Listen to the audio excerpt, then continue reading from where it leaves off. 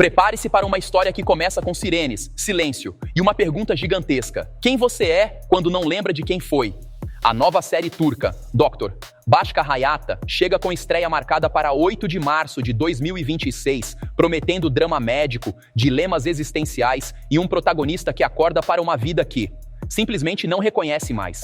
Então imagine a cena. Um dos médicos mais respeitados de um hospital desperta após um ataque violento. Sobrevive, respira, abre os olhos. Só tem um detalhe curioso. Os últimos 12 anos da vida dele evaporaram da memória. Agora segura essa história, porque ela vem carregada de emoção, decisões difíceis e uma reconstrução de identidade digna de série turca, daquelas que fazem o coração trabalhar em turno extra.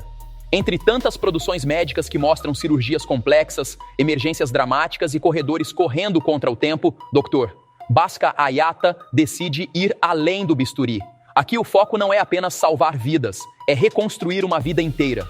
A série acompanha o brilhante chefe médico Inan Kural, que sobrevive a um ataque brutal e acorda em um mundo que deveria ser familiar. Mas não é.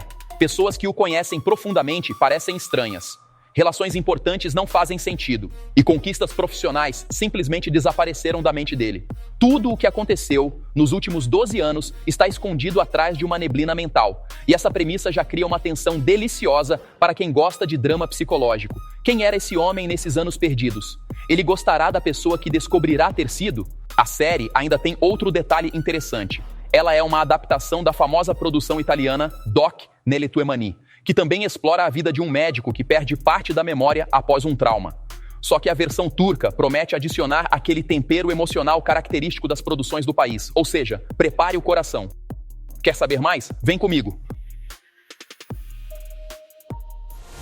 Dizi, sua casa para as melhores séries e novelas turcas.